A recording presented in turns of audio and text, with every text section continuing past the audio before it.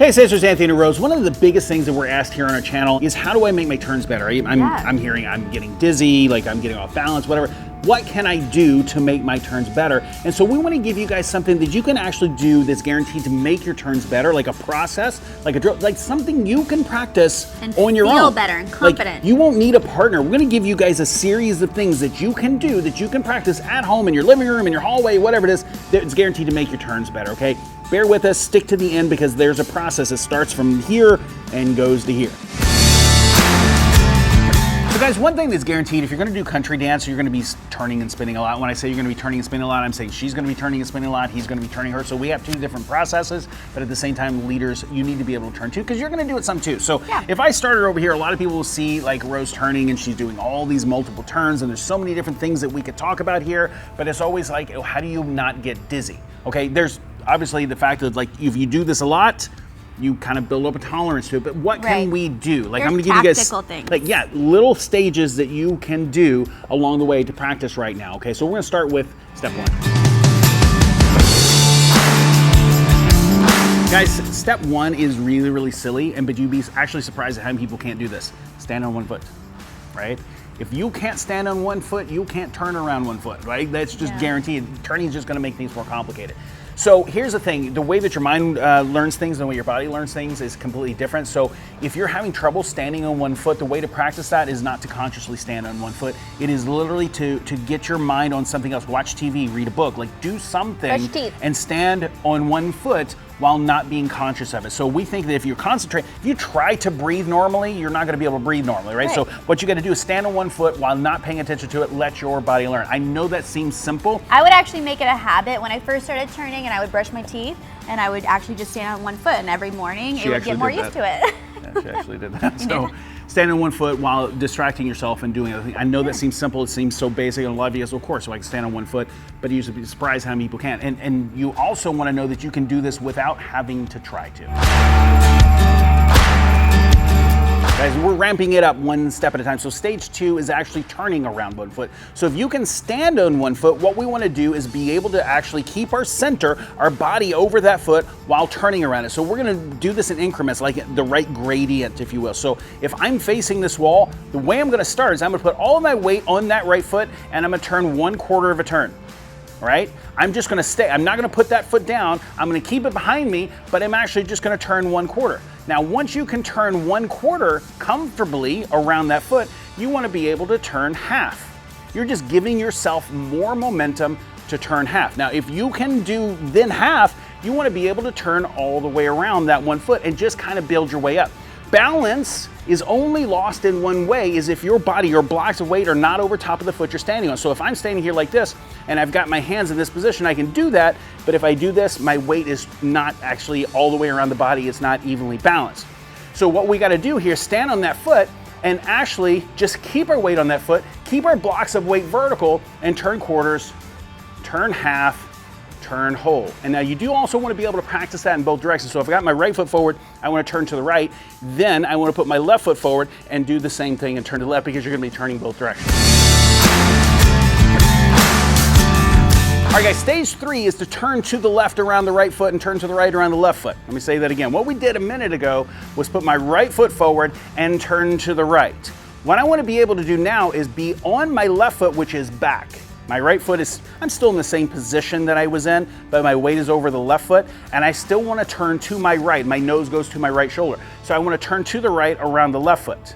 So again, what we did a minute ago is have my weight on the right foot and turn to the right. What I want to be able to do is put my weight on my left foot, the back foot, and turn, right? So we've got to do that in the opposite direction. Now you can do that same thing where you do quarter, half, whole, all that stuff, but that is a completely different feel of turning to the right around the left and vice versa. Now the next stage, guys, is to combine those two things together. We want to be able to turn to the right around the right and then turn to the right around the left. This makes more sense in just a second. What I want to be able to do is put my weight on my right foot, turn half a turn to my right. Then transfer my weight onto my left foot and continue to turn in that same direction. So you'll notice I'm actually traveling. So if I back up, if I do that again, this process, we're gonna just repeat this over and over. I put my weight onto my right, I turn half. Then I transfer my weight onto my left and I turn half. But then I'm gonna go back to my right and turn half, and then onto my left and turn again.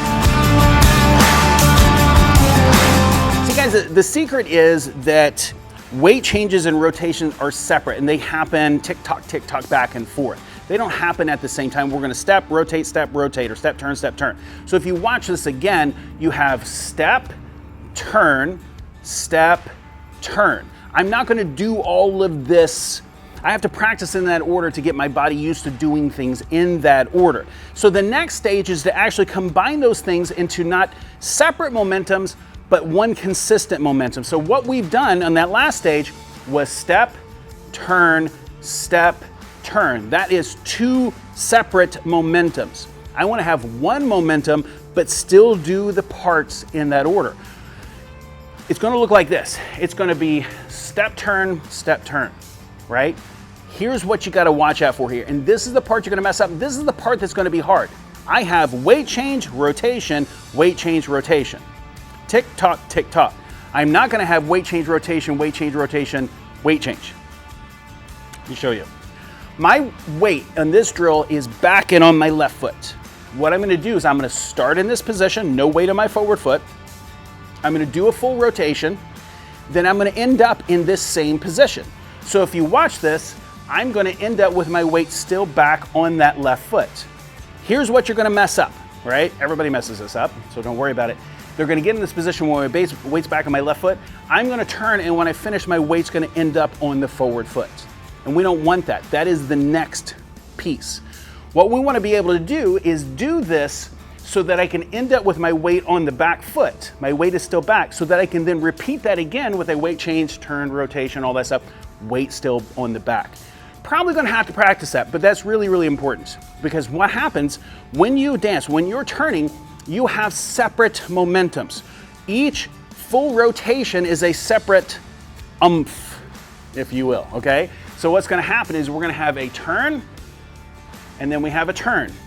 These are separate. So the momentum comes from here, from your upper body, like your shoulders, your hips, everything rotate around your spine being the center. So what we're going to use is we're going to rotate around our spine, and then we're going to rotate back, okay? So this is accelerate, decelerate. This is go or stop. So there's a little secret to slow you down, to keep your weight on that back foot. So you're gonna notice when I start turning, I turn my shoulders in the direction I wanna go, but right when I wanna stop, I start pulling them down, which slows me down. Let me show you that in full body. So you gotta get the timing on this right, but if you notice this shoulder is back, I'm gonna turn, and right when I go to finish, I pull it back so that I can start the next turn. So I have this go, and then I have stop, I pull it back. So I have go and stop.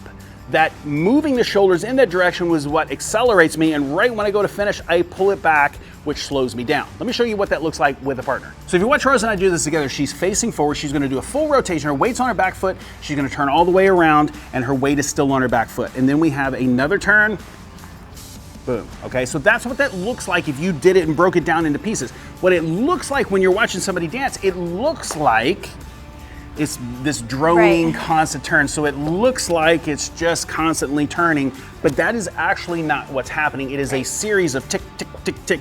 That's what's happening. And a good way to know that you're on that back foot is that you can actually lift the front foot. You can't put lift yourself a foot to the test. You can't lift a foot you're standing. That's right. Unless you can levitate, right? But I can't do that. So that's how but you so what happens in multiple turns is this, this, this. Okay, now let me talk about how we partner this. Leaders, what we have to do is sync our lead up with that. Knowing that she's gonna go and then glide, like there's gonna be a momentum and then a slowing down. We lead in a way that is actually connected to that. So if you watch this, there's actually, like if we think about a circle around her head, I lead for one quadrant, 1/4 of that circle, and then I allow her to do it. So I'm gonna lead, and I let her glide. And then I lead, and then I let her glide. So my actual lead doesn't go like this droning push, whatever. It's gonna go, and then it's gonna be a follow. There's gonna be a connection, and it's gonna be a follow. I think leads sometimes think that that helps, actually cranking the follower the whole way through, but actually that can throw her off balance most of the time. Yeah, you just ask her to do stuff, and you allow her to do stuff. You gotta ask her, she says yes, she'll do it. In theory, she'll say yes if you ask her. You don't have to make her do it by cramming her through the turns. Guys, what I suggest at this point is I know those beginning stages are really, really boring and anybody can stand on one foot and turn a quarter of a turn, all that stuff. But do that stuff to where you're tired of doing it. Yeah, go from good to great. It takes a discipline. You have to train your body differently. It's not just knowing the information, you have to like do it, but don't overlook those earlier stages. Go through them so many times that you're tired of doing. And once you're tired of doing them, do it some more. And then once you're kind of to the point where you're irritated at Anthony and Rose because they're making you do this boring thing over, then just do it some more before you graduate into the next thing. And then one day you might thank us. You know? This goes into old dance. Everybody wants the cool stuff. Nobody wants to learn the basics, but the basics are what makes the cool stuff cool. So thank you guys. We want to know what you guys want to see. Comment down below. Was this helpful? We want to know. Like, is there something else you would like to see? And if you need help with anything else, let us know. How else can we help? Thank you guys for watching. We'll see you guys in the next video. Guys, have you checked out the world's first interactive virtual dance training technology? X Dance? Get a free trial right there. Or if you want to watch another video on YouTube, click that one.